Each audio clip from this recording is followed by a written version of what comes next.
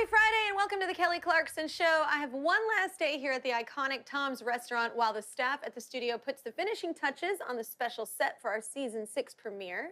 Mark it down, y'all. Our 2-day 30 rock and roll roof party kicks off Monday, and it all begins with one giant karaoke music video, the biggest one yet. It's a medley from my very own catalog. You're welcome, Mom. She keeps asking me to perform more of my music. Here, I did it for you. I'm really excited to perform it, though. In the meantime, I'm sharing never-before-seen interviews from last season, and I've brought our music director, Jason, along with me. It is our daily lunch special. Lunch special.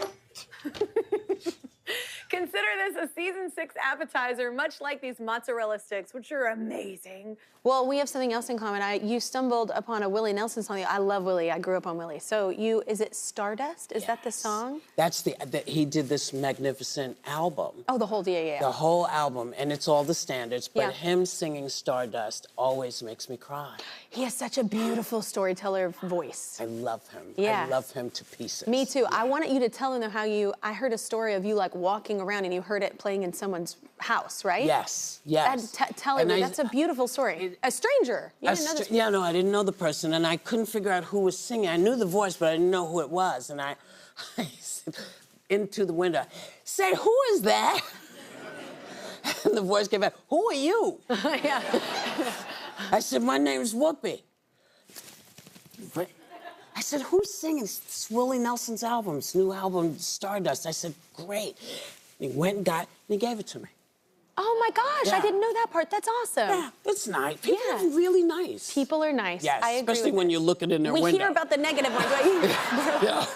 Just take it. It's like, so wait, one of your first concerts, which I feel like is amazing, your mother took you to, and it was the Beatles at Shea Stadium. Yeah. That's an amazing, experience. Was it just all downhill after that? It's like... No, it gave me a great appreciation for fans, because I knew I was a fan, but I'd never been around. Well, I'd never been around fans like Beatles fans, and so I don't think they were playing. Yeah. Because nobody would have heard them, because all you heard was the scream. Oh, so it was just screaming. And my mother, she's another amazing person. I don't know how she did it. And she didn't tell me she was doing it. I got home, and she said, we're going out. I said, okay. So we get on the train, and I'm thinking, where are we going? But I don't say that because you don't ask those questions. My daughter does. Yeah, no. Now. Yeah. But in the old days. Yeah. No, even in mine, I didn't ask my mom either. Just shut up and go. Yeah. That's where they went, you went. Yeah. We get off the train, and I'm looking around, and I'm seeing zillions of people just moving and moving and moving. And I say, where are we? And she said, where do you think we are? I said, I don't know. She said, well, then you'll wait and find out. And we got to the ticket window, and I saw that was to come see the Beatles. And I was like, She lost your mind. Yeah. That's incredible. I couldn't even scream. Yeah. There was no air. It was just like... Yeah. That's wonderful. Yeah. What a great memory, too. Well, I have many, and since my brother and my mom have passed, things are disappearing from my mind. And so I thought, well, I should try to figure out if I write about them, maybe I'll get the feeling that I feel like I'm supposed to get, because I wasn't mourning the way I thought I was supposed to be mourning. Because it was just my mother, my brother, and I. It was just the three of us, and at that point, everybody was gone. And I came to a realization today, talking to someone about why I wasn't responding the way that I thought I should. And it was because there was nothing left unsaid.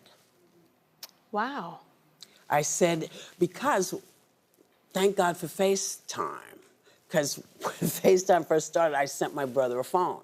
And I said, let's see if we can work this out. And so I have a small snippet of him shooting my mother, saying, so Ma, is this right, Karen? Yeah, yeah.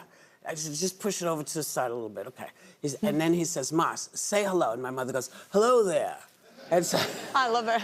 And so I have these little tiny snippets, and because of FaceTime, I spoke to my mother every day, with or without FaceTime, but I spoke to her every day, and I always told her how much I loved her and how much I admired her, and the same with my brother. And there were no, like, regrets. There were no regrets. That's and beautiful. What I realized was that because I wasn't like this, because I didn't tell my mother, I said everything I needed to say. Yeah. I said everything I wanted her to know and wanted him to know, as it turns out. And so one of the things I say in the book is make sure you tell people. Yeah, I was like, what a great lesson. Yeah, it's really important to tell. Yeah. And I know people say, no, no, no, but you got to do it. Yeah, because you never know. Yes. No, and memory is an interesting thing because even, I don't know, you can grow up in the same household with your siblings and it's still a different story for them. It was different parenting, it was different. It's like, isn't that interesting? We're all under the same roof. Yeah, but they're different. Your parents were different people when they had your first brother or sister. Yeah. By the time they get to you, wherever you are in the hierarchy, they are even more different. Mm-hmm. They're older, they know more, you know, so people always say, yeah, my baby brother got away with everything, because parents realize that why am I running amok? Yeah. Because I don't have to do that now. Yeah. I'm just going to give you the eyeball. Yeah. And the eyeball will be enough to stop you in your tracks. Yeah. Yes. So that's what you realize, that you as a parent are growing up with your kids. Mm-hmm. And the stuff that's okay when they're, 3 and when they go, and you go, oh my God, it's got a cold. Are you okay? Are you right? Now they go, you go, wipe your nose. Yeah. I'm gonna be honest with you, even my first kid, I was a little like, it's fine, it's free probiotics. I'm like, I'd pick it up off the ground. I was never really a helicopter mom. I think because my mother wasn't. No. So I think you kind of imitate what you saw at home. But it's also interesting too to think back, how we experienced our childhood. You didn't know what all was going on in your mother or your father's lives, so you didn't take that into account in that memory. Well, in the old days, you remember, parents didn't tell you anything. No. Nothing was your business. Under rug except swept. being the kid. That was your job. So, in the book, I talk about saying to my mother, "So, Ma, how old are you?" And she said, "Why?" That was their... And I was like, just because I'm curious. I just want to know how old you are. She said, yes, but I'd like to know why. Is it going to further your career? Is it going to help you in some way? Yeah, I mean, it was just like, no, I don't know. That's an interesting thing, though. Think about that. Yes. Like, why do you need to know? Why? Well, because I just thought it would be nice to know. No, but I just mean in general, now that we think about everyone, like, how old are they? What does it matter? Yes. Yeah. And I still, to this day, have no idea how old she was when she passed. And I don't know how old she would be today. Oh, wow. Oh, my gosh. We are back while our team is finishing up our special set for our season 6 premiere this Monday. I am here at Tom's Restaurant in Upper Manhattan. I'm getting in some good eats, and also we are serving up some never-before-seen interviews from last season. It's our lunch special. Lunch specials. Okay, you didn't do up with me. You left me hanging. I want to hear you. Okay, they hear me enough. Our next chat is with Glen Powell, who seems to be everywhere these days, whether it's Twisters, The Hitman, Set It Up from a little while back. I love that one. But we got to talking about one of his earlier acting experiences living in New Orleans for Scream Queens. Take a look. So you also hung out with someone named The Wiz. Who's The Wiz? Oh, The Wiz. So when I first moved down there for Scream Queens, one of my buddies was like, "Hey, I have like my aunt and uncle live there. If you want to hang out with them, they're actually, they're on the older side, but they're actually pretty fun." And I was like, "Yeah, sure, I'll go meet them." Yeah. So I went and met them at their place in New Orleans, and The Wiz, there's a guy, he's the best urologist in New Orleans, but he's also an amateur magician. So he calls himself The Wiz, right? And The Wiz is the best time. The Wiz and I literally kicked it in New Orleans. We just would get drunk on tequila and play ping pong. Yeah. We'd have the best time. We'd go to this place called Snake and Jake's, and Snake. Do you know Snake and Jake's? Got some takers. very random New Orleans bar. But we had the best time. So the Wiz and I became really good pals, and the Wizette, his wife. Yeah. So I moved in. I had a roommate down there, another one of my buddies on the show. He'd never had a roommate before, so he was really excited. And so he's like, dude, I've never had a roommate. Like, let's cook a meal. And I was like, great. I was like, I'm gonna make some Mexican. I was like, you crush up the avocados and we'll do all this stuff. So all of a sudden I'm kind of, I'm making some of the steak, and all of a sudden I hear a plate crash. I look behind, and I was like, dude, it's all good. He goes, and he showed me his hand, and he went like that. Blood spurted out. He had sliced open his hand on the avocado. And he's like, do I need to go to the hospital? And I was like, yeah, I think we need to go to the hospital. Yeah. So I call up the Wiz. And I said, hey, Wiz, like, where do I, take him? He goes, bring him over, And so I brought him over to the Wiz's house. He sutured him right up there. And instead of an ER, instead of the ER, yeah.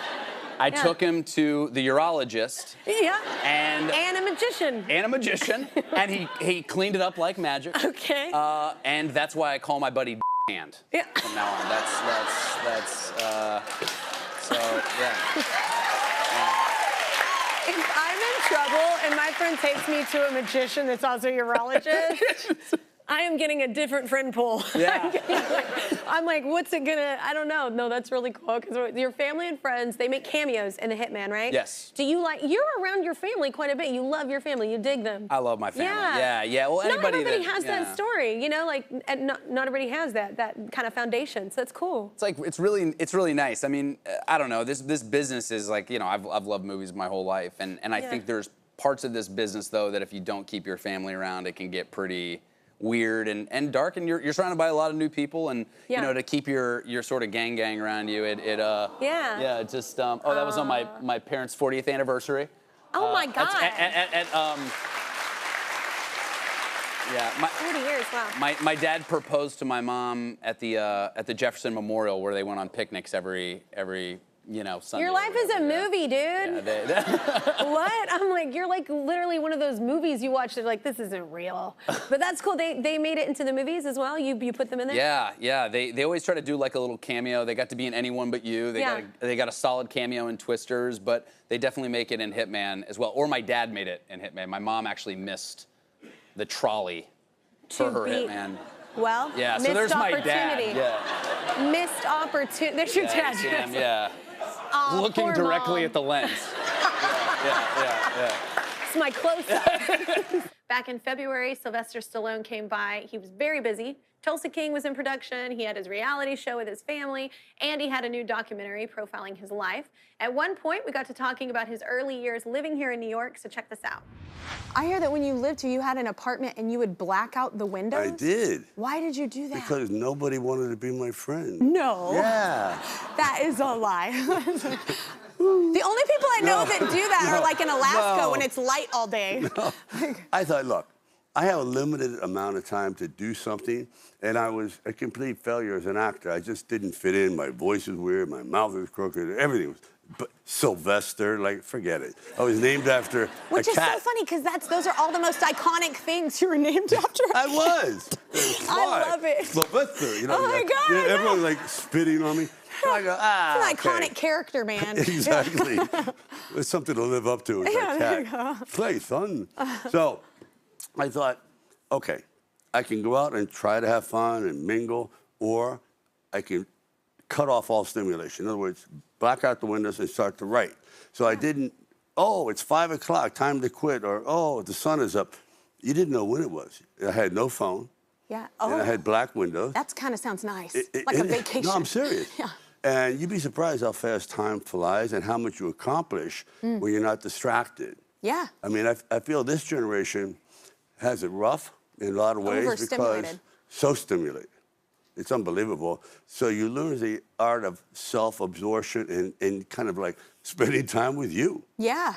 No, my 7-year-old, he is the worst at going, I'm bored. And I'm like, bored just really means rest. Like, you just rest. Like, it's okay, like, to do that. But they're so used to it just being constant, so you got to fight that with them. You do. You gotta, I'll hang out with Sly for an hour. I hear that we have something in common. We both, a movie theater was my first job, and you worked at a movie theater as well, right? I did. And did you premiere Rocky at that theater? Can you imagine? That's so awesome. I know. Like, to have that dream, be in that, like, basement, like, syndrome, trying to get everything done, and then finally end up there, that's so cool. I'm telling you, it was, when you're an usher, see, I went to 4 years of college to become an usher. Because there's a method to the madness, because I thought, if I'm gonna learn about filmmaking, what's a better way to learn? I mean, you literally see hundreds of films, some good, some bad. For free? For free, take notes. The only downfall was you had to share the tuxedo with 3 other strangers. Oh, so by the time I got the night shift, it was, whoa. I was like B.O. Stallone. That is a hard no for me. I had to share costumes once, with some musical thing I was in, and I was like, you need to take better care of your hygiene, ma'am. I'm telling you, unbelievable. Yeah, people are nasty. Oh, especially guys. And lazy. No, you think, I'll tell you this, I've toured with men and women. What is wrong? I'm like, no, I'm saying sometimes guys' bathrooms are cleaner than women. Because they try to do that squat thing. And I'm like, ma'am, it got all over the seat. Take care of your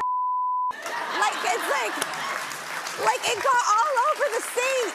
Oh, my God. I'm just saying, I'm saying sometimes I will pick a men's bathroom in a restaurant because I know it's going to be cleaner. I'm never going to go in a ladies' room. Don't do it. Don't do it. Later that hour, Sly's family joined the conversation. We talked a little about their recent move to Florida and how different it is from Los Angeles. I fell in love with his family. Let's check it out. All right, do you feel like it helped you creatively moving to Florida? That's like a different vibe, absolutely. I think any time you're shifted out of your comfort zone, something activates in the brain. It's like, oh my God, you got to make new friends. You got to figure out new streets, where everything is. Yeah. And actually, we love it there because we've met so many nice couple friends, and we go out. And we downsize. Twice. We downsize, so it's really nice. The house for me, I'm very OCD, so I have to have everything neat and perfect. So for me, it organizes my brain a lot more.